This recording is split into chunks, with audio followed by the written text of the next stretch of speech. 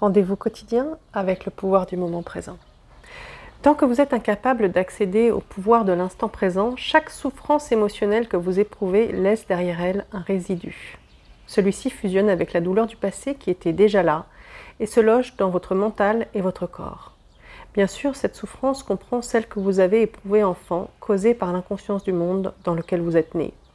Cette souffrance accumulée est un champ d'énergie négative qui habite votre corps et votre mental. Si vous la considérez comme une entité invisible à part entière, vous n'êtes pas loin de la vérité. Il s'agit du corps de souffrance émotionnelle. Il a deux modes d'être, latent ou actif. Un corps de souffrance peut être latent 90% du temps. Chez une personne profondément malheureuse, cependant, il peut être actif tout le temps. Certaines personnes vivent presque entièrement dans leur corps de souffrance, tandis que d'autres ne le ressentent que dans certaines situations.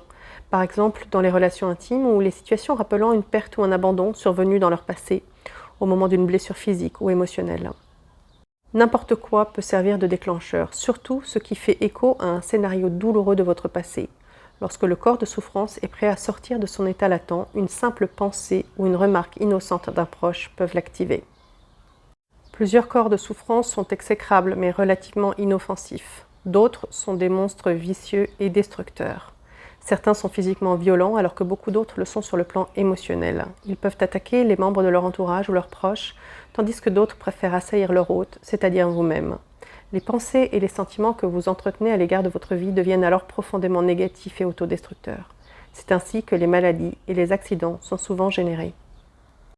Le corps de souffrance puisera à même toute expérience entrant en résonance avec sa propre énergie dans tout ce qui crée davantage de douleur sous quelque forme que ce soit.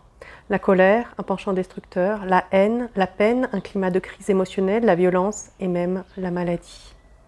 Ainsi, lorsqu'il vous aura envahi, le corps de souffrance créera dans votre vie une situation qui reflètera sa propre fréquence énergétique afin de s'en abreuver.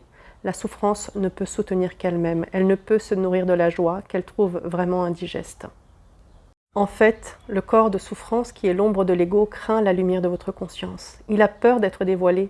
Sa survie dépend de votre identification inconsciente à celui-ci et de votre peur inconsciente d'affronter la douleur qui vit en vous. Mais si vous ne vous mesurez pas à elle, si vous ne lui accordez pas la lumière de votre conscience, vous serez obligé de la revivre sans arrêt.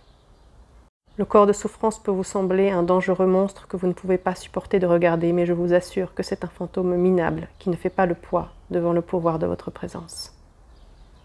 Je sais pas vous, mais moi, ces mots, ça me touche profondément et ça me donne des frissons. Et je serais ravie que vous partagiez comment ça vibre pour vous.